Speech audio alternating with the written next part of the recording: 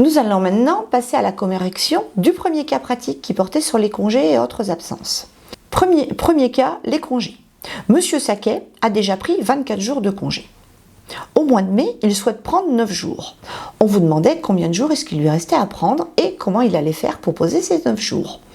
Donc tout d'abord, il avait acquis normalement, comme tout salarié, 30 jours, il en avait pris 24, il en reste donc 6. Il veut en prendre 9. Donc, il y a un delta de 3 jours. Comment faire pour ces 3 jours? Nous sommes en mai. Rappelez-vous que les congés payés de la période suivante peuvent être pris dès le 1er mai, puisque la période légale de prise de congé va du 1er mai au 31 octobre. Donc, bien évidemment, nous allons accorder à Monsieur Saquet 3 jours de congé anticipé. Il prendra donc 9 jours de congés payés, mais qui feront l'objet de 2 lignes, de deux compteurs différents.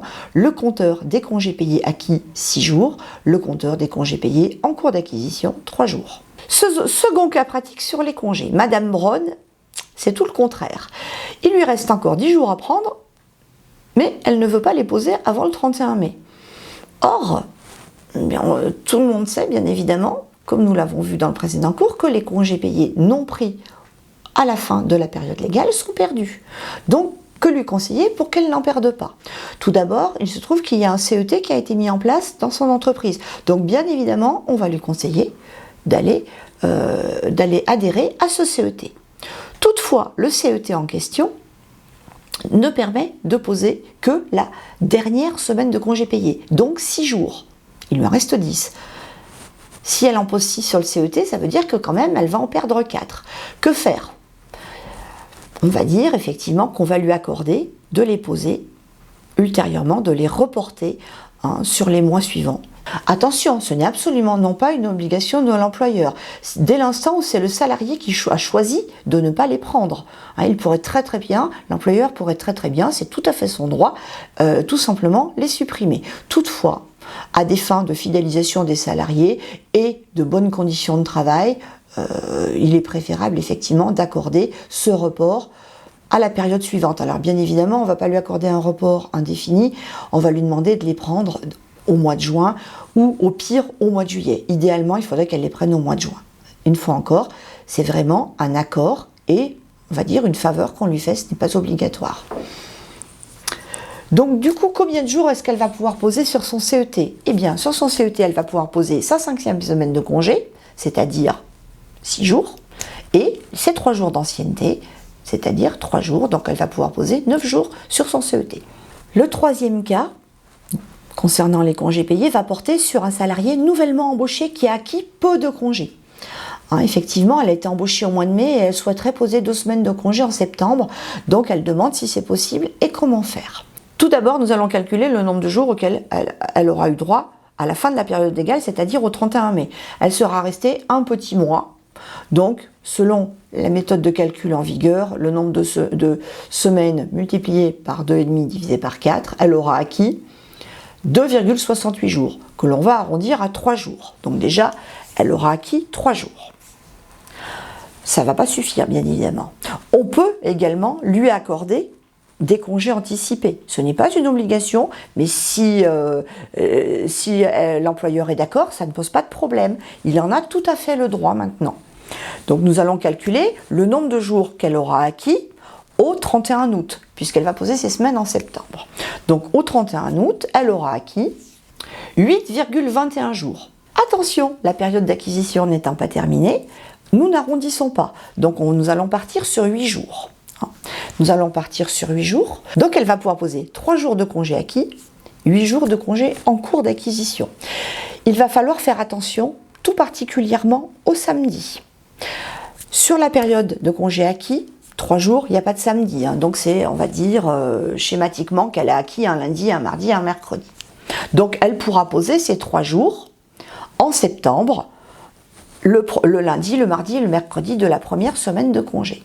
Ensuite, on a vu qu'elle acquérissait 8 jours. On arrondit. Là, par contre, on va s'arrêter à 8. On ne va pas faire 8,21 pour des questions pratiques tout simplement de calcul sur le bulletin de paye. On s'arrête à 8.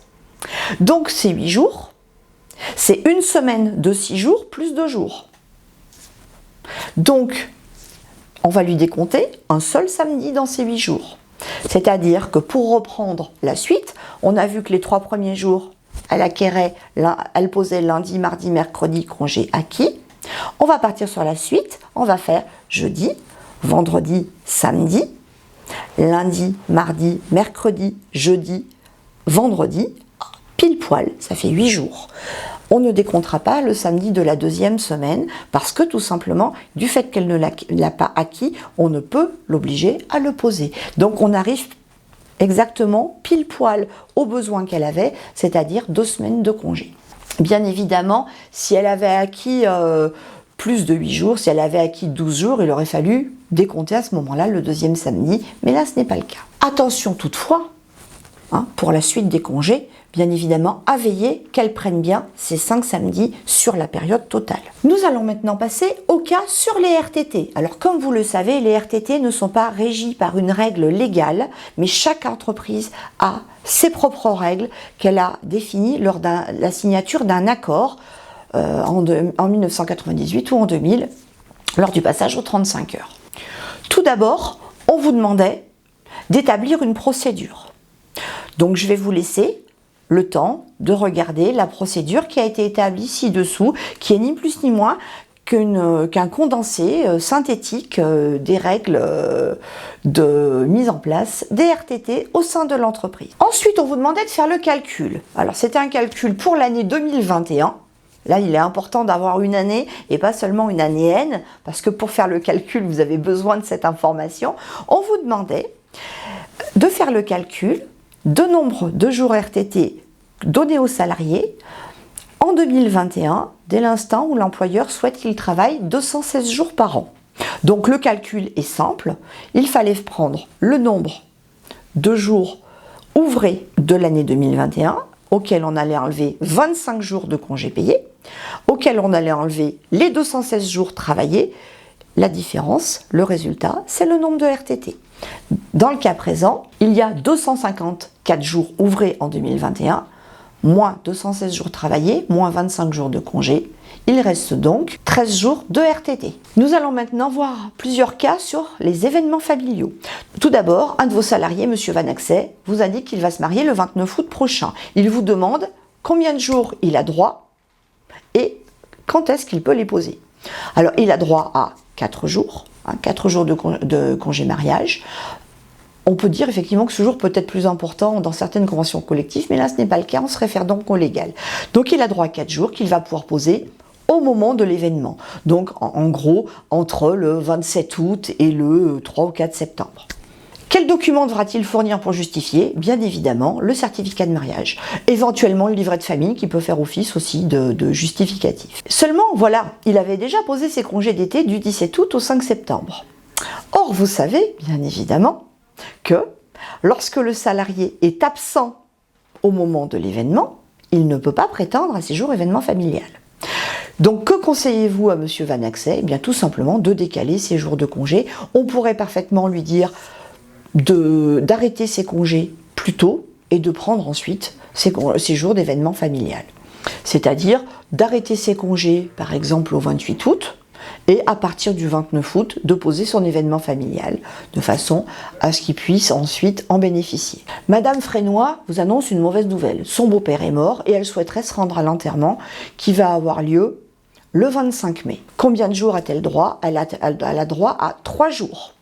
3 jours pour le décès d'un parent ou d'un beau-parent. À quelle date elle peut les prendre? Eh bien, elle peut les prendre au moment de l'événement, on va dire quelques jours avant, quelques jours après, on va dire, par exemple, entre le 22 et le 29 mai. À noter qu'on n'est pas obligé de prendre ces jours en continuité. On peut très bien prendre le jour de l'enterrement, puis quelques jours plus tard. Ce n'est pas une obligation de les prendre en continuité. Et quel document devra-t-elle fournir? Le certificat de décès de son beau-père. Monsieur le marié vous appelle pour vous dire que sa femme est sur le point d'accoucher. Donc il demande à quel jour il a droit pour le congé naissance. Il a droit à 3 jours. Idem que pour le congé mariage, ces 3 jours, il n'est pas obligé de les prendre ensemble de façon consécutive. Il peut très bien choisir de prendre le jour de l'accouchement, à la limite le jour même, de toute façon, s'il est déjà à la clinique, on peut difficilement lui demander de revenir au travail. Et il peut prendre par exemple les jours où sa femme va sortir de la clinique avec le bébé. Donc effectivement, on va dire qu'il peut les prendre entre le 22 et le 27 mai, environ. Et qu'est-ce qu'il va devoir fournir? L'extrait de naissance ou effectivement copie du livret de famille où sera porté l'enfant. Dernier cas, qui, je tiens à le dire, est issu d'une expérience personnelle. Lorsque j'étais assistante ressources humaines, Monsieur Capron vous informe que sa tante est décédée. Il n'a pas eu le temps d'aller à l'enterrement parce que, voilà, il n'était pas chez lui, il était en vacances, on ne sait pas trop. Il ne s'est pas rendu à l'enterrement. Il vous demande s'il peut prendre la journée du 29 mai pour pouvoir faire le pont pour aller partir en week-end. Que lui répondez-vous? Alors, il est à noter que la convention collective prévoit bien un jour pour le décès d'un oncle ou d'une tante. Toutefois, voilà, ce qui n'est pas le cas effectivement des jours de congé entre guillemets légaux. Que lui répondre? Eh bien, on va lui répondre que les absences événements familiaux, et notamment les absences décès, sont faites pour que le salarié puisse répondre à ses obligations familiales au moment d'un décès dans sa famille. Et non pas pour partir en vacances. Donc ces absences doivent impérativement être prises au moment de l'événement et justifiées, mais elles doivent être prises au moment de l'événement et pas 15 jours après, en l'occurrence. De plus, on peut dire également qu'il est totalement immorable de profiter du décès d'un oncle ou d'une tante, même s'il avait 90 ans, pour pouvoir partir en week-end. Second cas pratique, nous allons maintenant mettre en pratique les absences sécurité sociale. Effectivement, nous allons commencer effectivement à voir comment ça se passe pour les absences sécurité sociale. Que faire quand un salarié est effectivement en arrêt maladie, quand il vous déclare un accident du travail ou une maladie professionnelle. Donc nous allons voir ces différents cas, de même que la maternité, la paternité. Je vous laisse le soin de faire les exercices, toujours en vous référant aux différents chapitres du cours qui les concernent, et je vous donne rendez-vous pour la correction.